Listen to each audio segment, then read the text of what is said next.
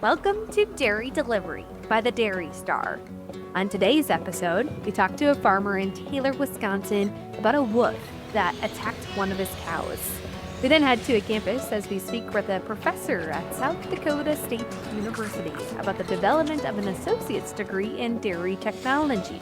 We continue with the conversation with the Crosby family of Randall, Minnesota, where we experience a day in their life. Our final conversation is with a consistent contributor to the Dairy Star, Barry Visser, a nutritionist who also authors a column for our paper. You're listening to Dairy Delivery, all dairy, all the time. This episode is sponsored by DRMS. This episode is brought to you by DRMS. DRMS is excited to introduce Rapid Reports and Bovine Bio, two new tools within the Herd HQ platform. Rapid Reports gives you instant access to individual animal data from any web browser on any device. Use TestDay or DartSync data from your processed herd to build and customize reports, sort and filter results, create lists unique to your goals, and drill down to individual cow pages with Cow Compass. Bovine Bio brings flexible, user-defined views of individual cow and heifer data, allowing you to build pages around your priorities, from genetics and reproduction to health and performance, using intuitive, drag-and-drop tools and custom alerts. Bovine Bio tells the full story of your animals anytime, on any internet-connected device. Herd HQ. See what's happening in your herd. Learn more at drms.org/herd-HQ/what-is-herd-HQ. I'm Michelle Stangler. And I'm Dan Walker, and we're your reporters with the Dairy Star, bringing you the latest in the dairy industry, including hearing from farmers from across the Midwest and beyond. Well, Michelle, we got corn tasseling. We got some sweet corn vendors sitting around. Have you seen any of them pick up around your area of selling sweet corn straight out of the truck? Yeah, certainly. It's always a fun time of the year to get a lot of local produce, from sweet corn to vegetables. We just had a garden this summer. It's been quite a few years since our family has. So it's good to pick out of your own garden some tomatoes, some green beans, all the fun goodies, I would say. Yeah, I'd say we always multi-purpose our patio posts. We always put posts up and have like the twinkle lights or fairy lights, whatever you want to call with them. But then we'll always fill it in with dirt and plant some things around it. So we got a little bit of tomatoes. We're planting some hot peppers. They're not that spicy, which is a little disappointing. We might need to revamp that for next year. And some basil and some other things. It's kind of nice to be able to go out and pick something right off the vine for when you're trying to make your dinner and stuff. I know it's always a special treat after chores to go to your own garden, and a lot of dairy farm families can relate. But it's also getting to be the core of fair season, especially in Wisconsin and Minnesota, Iowa. Last episode, we talked all about state fairs, but a lot of county fairs coming up, and you know what that means? A lot of still fun fair food. For sure. Yep. I know one of my memories of working at the Monroe County Fair was being part of the 4-H group that would work our ice cream booth, or like we'd sell shakes and malts out of the window and like have to volunteer for that. So that was always a constant during the summer of needing to get out there and be part of that activity. What about you? Yeah, certainly helping at the 4-H and Farm Bureau food stand at the Dodge County Fair are some good memories. So looking forward to that. August is sure a busy month, but we're looking forward to continuing sharing those stories here on Dairy Delivery. Like we teased last time, we are going to be changing it up. And so you'll look for that in the coming episodes of continuing to bring you conversations to know whether you're a dairy farmer or within the industry. Certainly looking forward to that. But Dan, why don't we get into today's episode? Let's do it. We'll start today's episode with Nathan Kling of Taylor, Wisconsin. After a cow fell in his freestall barn, Kling moved it outside to help it recover. When he came out to check on it the following morning, he discovered it had been killed by a wolf. Hear from him as he talks about finding this cow and his next steps forward to continuing to cohabitate with the predator.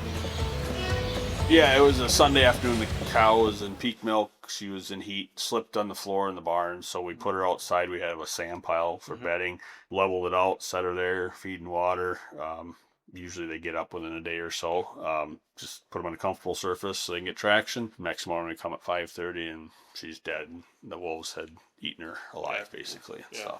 So had the vet confirm. He sent him some pictures. I'm like, yeah, they wouldn't bleed out if they had been dead first, right? He's like, no, they would, but it was fresh blood there. And then we had the DNR, or not DNR, but Caitlin with the Wildlife Services come out and confirmed it was there were the foot tracks and the bite marks is what she used to confirm that it was wolf. And we've seen wolves regularly here. Yeah. So just like even in the yard or just kind of out? Not so much on the organic farm, but on the robot farm by the feed pad. I mean, really? Within 100 yards of the buildings pretty regularly. Okay. Has that increased at all? Like in the last couple of years, or has that been kind No, it's been, I guess we bought it in 2018, and that fall, across the road, we'd seen 6 that one night chopping in the field at once and stuff. It was like third crop, late summer, chopping in the evening, and there were 6 of them out there on one side and deer on the other side of the field. And they weren't scared of us. Yeah. It's kind of an eerie feeling. Yeah. A year ago, there was a female with 4 pups out in the field there. We seen one time early in the morning. So feeder guy that usually feeds between like 8:30 and 10:30 over there every morning. Probably every other week he sends me pictures of them out in the field there. Yeah. Okay. So it was up here on this dairy? Nope, it was actually on the conventional dairy. Yeah. Okay. Yep. Where they've been. Yeah. Around. And so like normally we don't have cattle outside there, so it's never been a concern. But it's just like, say, we just happen to set that cow outside and then, not thinking anything of it. And next month, I mean, we have cows outside all the time on the organic dairy. Yeah. Haven't lost any to this point, but I guess now you're going to start questioning. Yeah. Like, do things a little different. It's an opportunistic predator, right? Like it is, it's either cow that's struggling. Yeah, and she was a struggling cow, and so, it was an easy target. And they weren't sure if it was a lone wolf or if there was multiples there. It was kind of hard to tell with the footprints and stuff, but it was definitely a wolf kill and stuff. So. Okay. I moved away for 10 years. I wasn't in agriculture for a while. Have wolves always been around here, or were they reintroduced to try to get the population? I believe they were reintroduced north and kind of worked their way down. Okay. I don't know of any real reintroduction, but I would say I think our first sighting was in 2016 of one. Okay. That was the first time anybody on the farm had seen one. Okay. That was on the back of this farm, actually, in the middle of summer. And then we'd only seen it that one time, and then but then since 2018, it's been pretty regularly between visual sightings, trail cameras. All the neighbors have them on trail cameras and stuff. So it's definitely growing, I think, and stuff. So, is there any discussion between you and the DNR or Wildlife Services of like when you're seeing more activity, or like kind of what's that process like? Did you even consider it at all before this attack, or were you just kind of? We knew they were here. We have such a high deer population. I'm like, well, if they can control the deer population, I'm going to let them. Yep. And if they don't bother my livestock and they control the deer population a little bit, it might be a benefit to us. But the deer population is still high. They haven't put a dent in it. And I thought with the number of wolves we have that would change, but we still get ag tags. I mean, it's nothing to have 30, 40 deer in each farm feed pad every night in the wintertime. Okay. So we shoot with ag tags. And like I say, they haven't bothered the cattle up until this point and stuff. But the wolves are mainly on that farm, but we don't have cattle outside usually there. So I suppose it's like, opportunity not to see that stuff. So. This episode is brought to you by DRMS. Bovine Bio, part of the trusted Herd HQ platform from DRMS, brings flexible, user-defined views of your individual cow and heifer data. Build pages around your priorities, from genetics and reproduction to health and performance, using intuitive, drag-and-drop tools and custom alerts. Whether you're monitoring a fresh heifer or tracking lifetime trends, Bovine Bio helps tell the full story, anytime, on any internet-connected device. Herd HQ, see what's happening in your herd. Learn more at drms.org/herd-HQ/what-is-herd-HQ.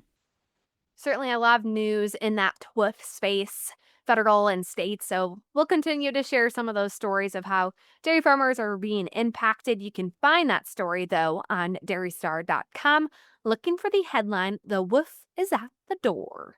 Our next conversation takes us back to school in Brookings, South Dakota. In a few short weeks, college classes will start. Our own Jenna Buick spoke with Londa Nwadike, head of the David A. Thompson Endowed Department and professor at South Dakota State University. She spoke about the growing workforce demands of the dairy industry and how SDSU is developing an Associate of Science degree in dairy technology. Yeah, so the associate degree is in dairy technology. So, and then there's 2 tracks. There's a track in dairy production, which is dealing with cows, or there's a track in dairy products, which is dealing with milk and cheese and ice cream and butter and so on.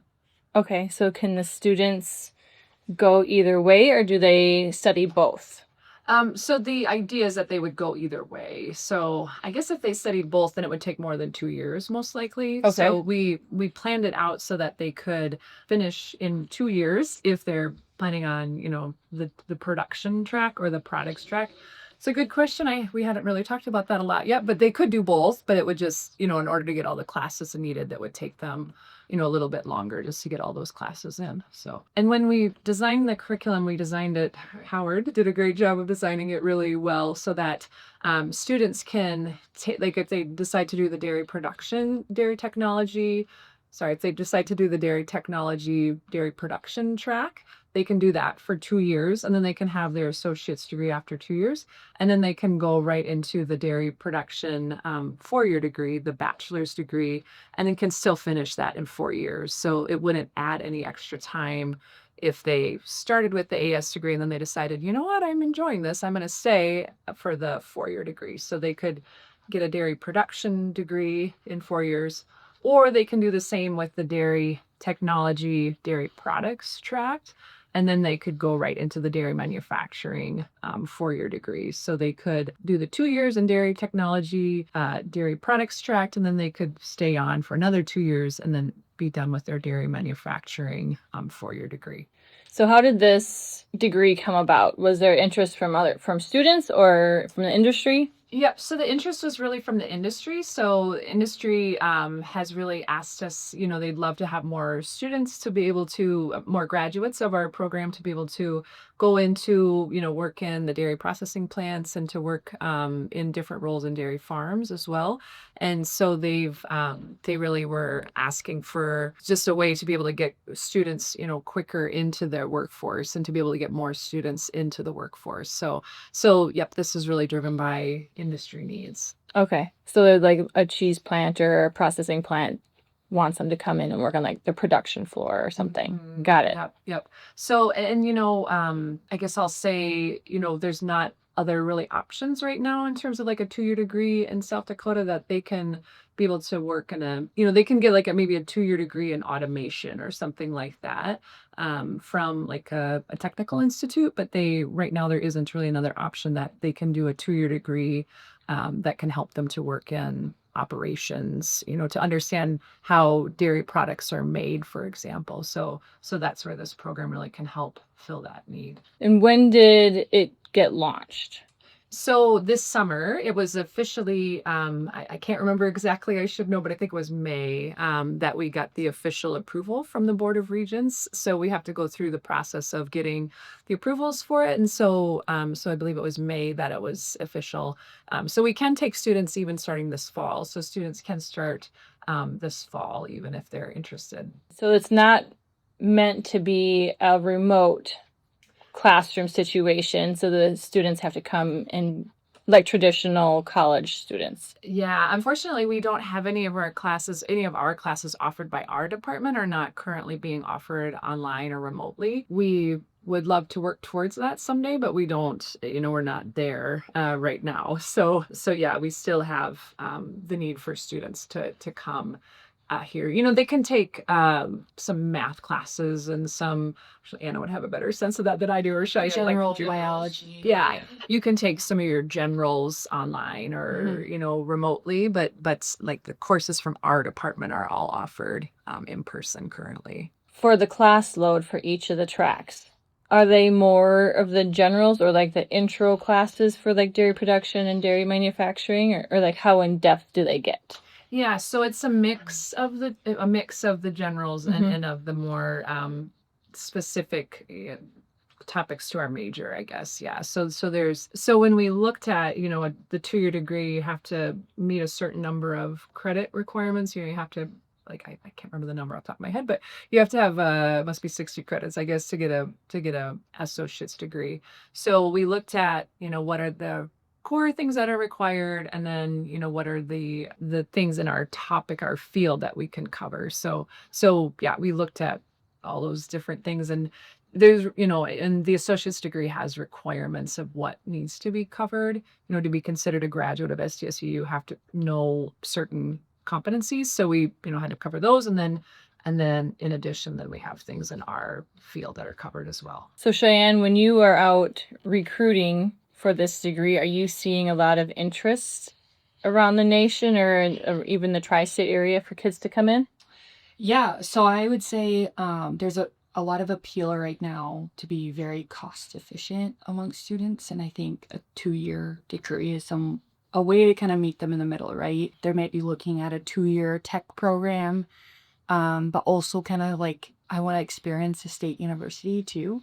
And so this is somewhere where it kind of meets them in the middle. There's definitely interest, and I haven't exposed it all the way out to the Northeast, but we've had already one prospective student from Virginia that had interest in this 2-year degree, and her family, they thought this was the most brilliant idea. So that's news is traveling, and we were really strategic on sharing it during June Dairy Month as a way to kind of break the news and hopefully get it spreading across the Midwest, but also ideally in that Northeast region too would be a great pocket, because as far as cost advantage, South Dakota State University is very, very good tuition price in comparison in those regions for their in-state tuition. Our out-of-state would be pretty comparable, if not really good in comparison. And then a lot of our in-state tuition,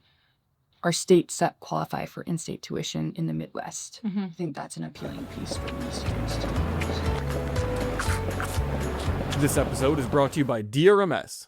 Rapid Reports, a new tool within the Herd HQ platform, gives you instant access to individual animal data from any web browser on any device. Use Test A or DartSync data from your processed herd to build customizable reports, sort and filter results, create lists unique to your goals, and focus on the metrics that matter most with user-defined visual alerts. Herd HQ. See what's happening in your herd. Learn more at drms.org/herdhq/what-is-herdhq.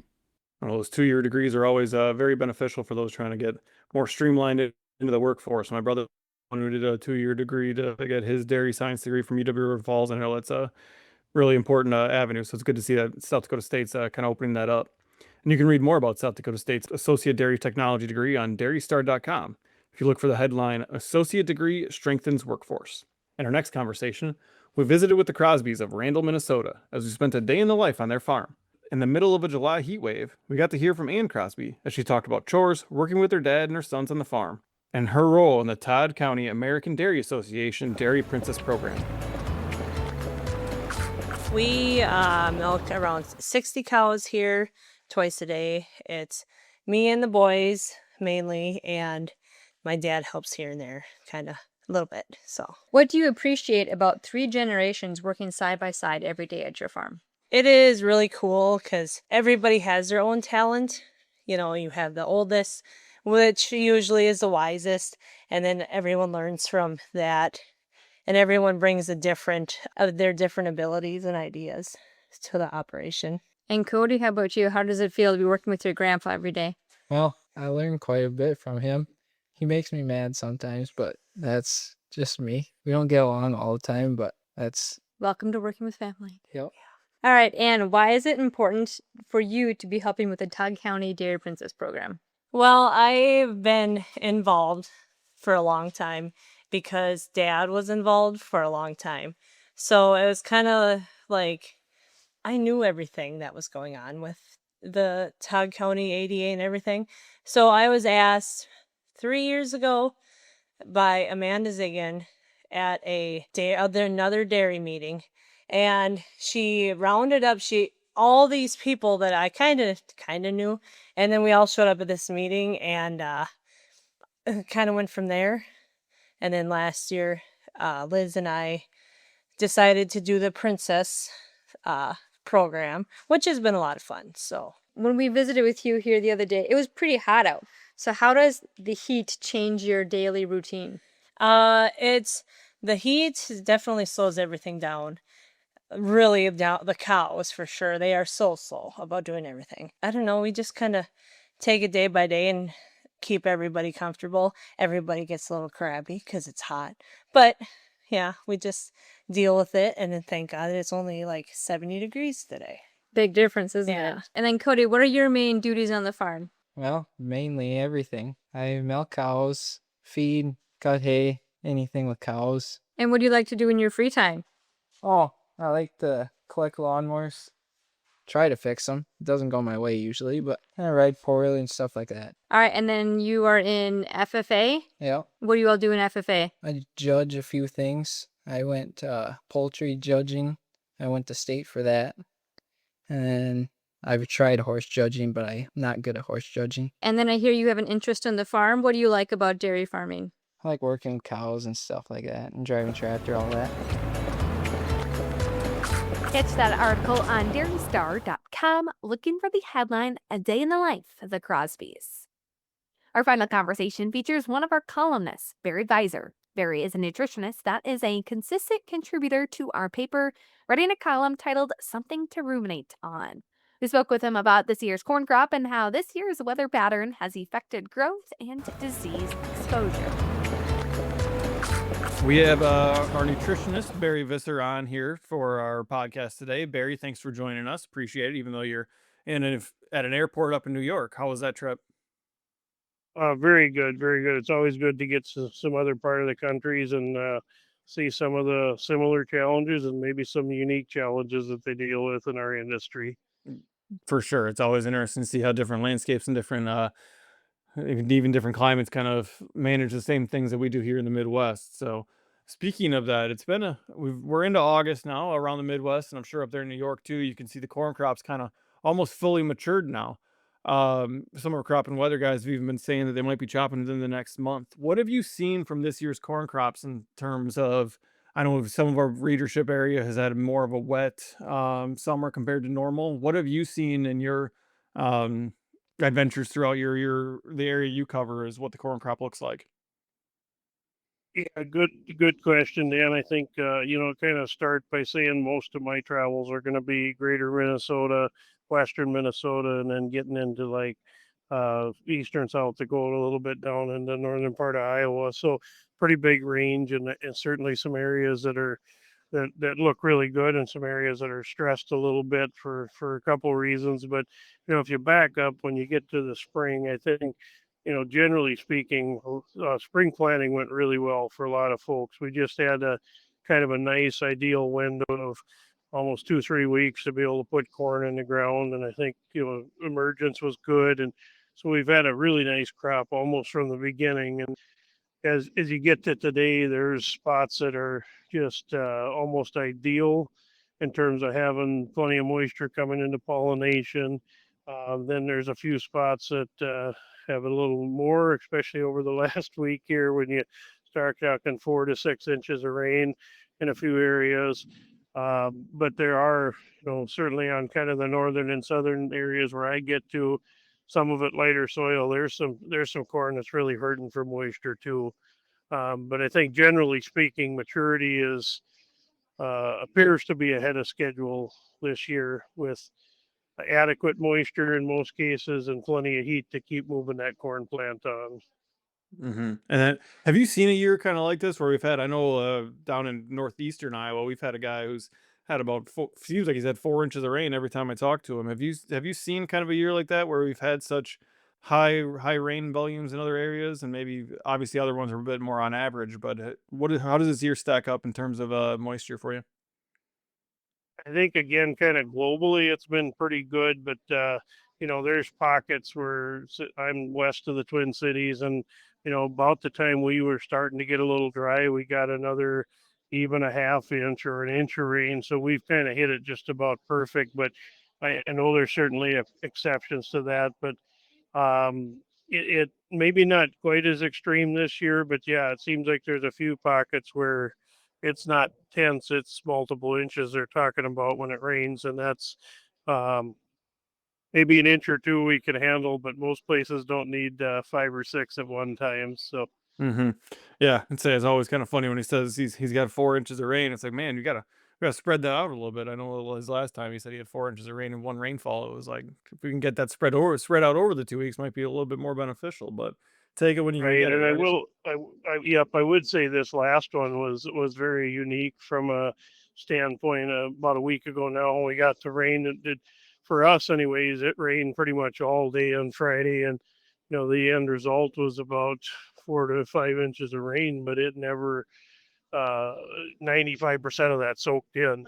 Hmm. Just because it was kind of that slow, gradual rain. So hard to believe that we were that dry that we could take it all, but it certainly soaked in. So, Yeah, for sure. And obviously, that's the one of the most important things when you do get the rainfall that the plants and the crops can actually benefit from it. And now, yep, absolutely. and you've been writing a column for the Dairy Star for a while, and your column is something to ruminate on, is the title of it. How is that approach to you, and what do you enjoy about writing the column? Actually, my advisor back in graduate school, Jim Lynn, which a lot of folks would recognize that name, but Jim was at the University of Minnesota for years and involved with dairy extension around the state. And Jim had done that column for I think quite a few years, and he asked if I would be interested in kind of stepping into that, and worked with Mark and a few people, and that's kind of the route when I got started. And I enjoy it. I think sometimes it's a challenge to decide what topic to focus on, trying to find something that's kind of relevant to the current industry, if you will, or current challenges in the industry. Yeah, I mean that's always beneficial for people who are tuned into it, want to know, get more of an expert opinion on what's going on with it. And that's been very useful. Speaking of that, your last column was about tar spot in corn. What about the summer indicates the farmer should be more mindful of tar spot? Yeah, and I would start, Dan, by saying I'm certainly not an agronomist. There's folks that are advisors to farms that are way more expertise in this arena. So if anything I say or write is kind of regurgitated from working with people smarter than I am in that arena. But tar spot. It depends where you're located. I mean, you're in central to northern Minnesota. It's not a concern at this point, but southern Minnesota certainly. If you get into Iowa, Indiana, some of the I states there, it's been around for quite a few years, and as we've seen it kind of creep into some of the market area I'm in the last few years, it's just can be really uh, dynamic in terms of what it does to that corn plant. And I won't get into all the details of describing it or anything like that, but it basically shut that plant down. And a lot of times for corn silage, it's not that huge a concern. Because maybe some of the crop is being harvested before it gets to to uh, to that point of extreme, but it certainly gets to be a challenge when it comes to somebody trying to do earage sometimes, or certainly dry corn, where that plant will shut down prematurely and certainly will impact some yields. So one thing I would spin off of that, Dan, is a lot more usage of fungicides. And again, I'm not here to recommend and work with your agronomist on if it makes sense, but I know there's certainly been a lot more conversation around corn being harvested for corn silage and looking at fungicide applications and trying to give that plant just a little bit more protection against things like tar spot. There's been some other, I mean, last year southern rust became a fairly huge concern that made it all the way up into central Minnesota. Hearing a little bit of that this year, but it seems like the more we learn and know about farming and growing crops, the more new things we see kind of creep into the area in terms of disease pressure and some of that. So, Hmm.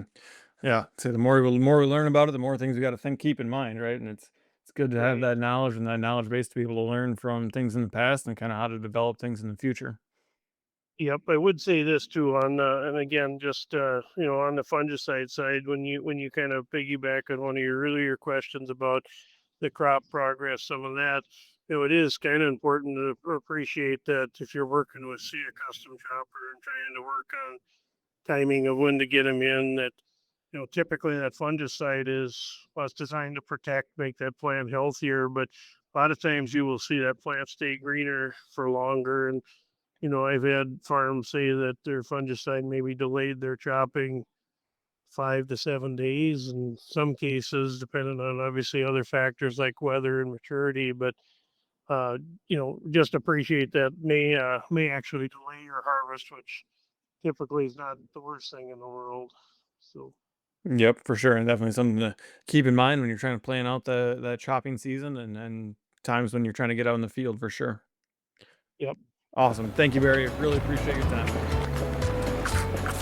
You can read Barry's column in the paper. This issue is something to ruminate on. It's titled Beware of Tar Spot in Cornfields. We'd like to thank today's sponsor, DRMS. DRMS is excited to introduce Rapid Reports and Bovine Bio, two new tools within the Herd HQ platform. Learn more at drms.org/herdhq/what-is-herdhq. Herd HQ. See what's happening in your herd. Well, Dan, there are so many more stories in this issue of the Dairy Star. This issue's Our Side of the Fence focuses on dairy youth.